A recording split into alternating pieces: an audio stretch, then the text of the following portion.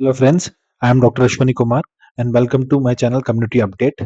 आज जिस टॉपिक के बारे में बात करेंगे वो है मैरिटल रेप। मैरिटल रेप क्या है? देखिए, मैरिज के अंदर अगर हस्बैंड वाइफ के साथ फोर्सफुल सेक्सुअल रिलेशनशिप बनाता है, फोर्सफुल मतलब विदाउट हर कंसेंट, अगर उसके साथ सेक्सुअल रिलेशनशिप बनाता है तो इसे हम मैरिटल रेप बोलते हैं। देखिए, गवर्नमेंट ऑफ इंडिया जो है वो इस बात का अपोज करती है कि हम जो मैरिटल रेप है इसको और जो डिफरेंट टाइप के रेप्स होते हैं उसके साथ इंक्लूड करने में, मतलब इसको एक क्रिमिनल एक्ट की तरह इंक्लूड नहीं करना चाहती जो गवर्नमेंट ऑफ इंडिया है। और इसी के अगेंस्ट में एक पीआईएल अभी फाइल हुआ है सुप्रीम कोर्ट के अंदर, जिस जो इस चीज का अपोज कर रहा है। और जो गवर्नमेंट ऑफ इंडिया है वो इस चीज को क्रिमिनलाइजेशन इसलिए नहीं करना चाहती क्योंकि देखिए, जो मैरिटल बॉन्ड है वो जो other male and female relationship होते हैं उससे बहुत अलग होता है। एक तो इस बात का ये तर्क दिया है।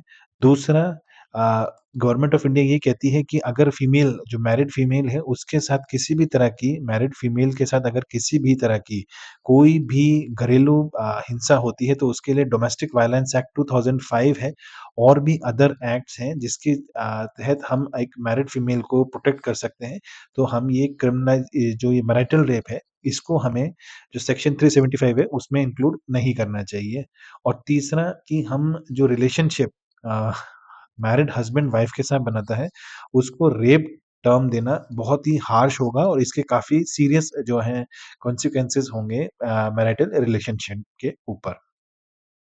जैसा मैंने आपको बताया कि अभी जो करंट स्टेटस जो है रेप का, उसमें मैरिटल रेप को एग्जेम्प्ट किया है, मतलब इंक्लूड नहीं किया हुआ है। सेक्शन 375 जो डिफाइन करता है रेप को, उसके अंदर मैरिटल रेप को इंक्लूड नहीं किया गया है। नेक्स्ट, जो गवर्नमेंट ऑफ इंडिया है वो ये बोलती है कि अगर हस्बैंड फीमेल का जो कंसेंट है उसको वायलेट करता है तो ये एक चीज गलत है और इसके लिए जो उसको कॉन्सिक्वेंसेज है वो फेस करने चाहिए, लेकिन उसके लिए अलग लीगल रेमेडीज बनानी चाहिए अपार्ट फ्रॉम रेप लॉस।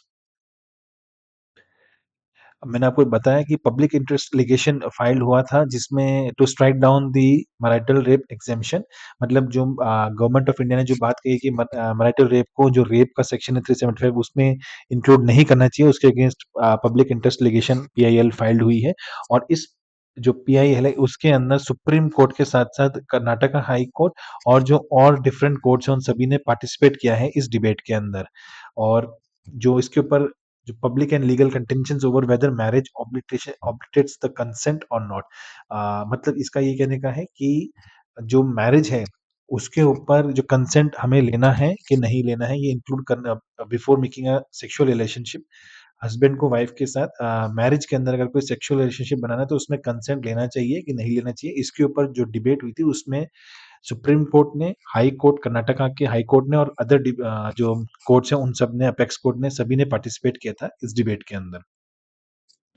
और जैसे मैंने आपको बताया कि गवर्नमेंट का जो एफिडेविट है वो बोलता है कि अगर मान लीजिए कोई भी मैरिड फीमेल के साथ किसी भी तरह का डोमेस्टिक वायलेंस होता है तो उसके लिए अलग लॉज बने हुए हैं, जैसे लाइक डोमेस्टिक वायलेंस एक्ट मैंने आपको बताया 2005। तो इसलिए ये जो लॉज बने हुए हैं ये इन चीजों को बैलेंस करने के लिए ही बनाए गए हैं और हमें उसके अलावा दूसरा जैसे मैरिटल रेप या इस तरह की कोई भी चीज को क्रिमिनलाइजेशन नहीं करना चाहिए। और जैसा मैंने आपको बताया कि जो डिबेट अब इस बात पे ही है कि हमें इस मैरिटल रेप को क्रिमिनलाइजेशन करना चाहिए कि नहीं, और दूसरा मैरिज के अंदर कंसेंट रिक्वायर्ड है कि नहीं है। Thank you and I request you please please subscribe my channel. Thank you very much.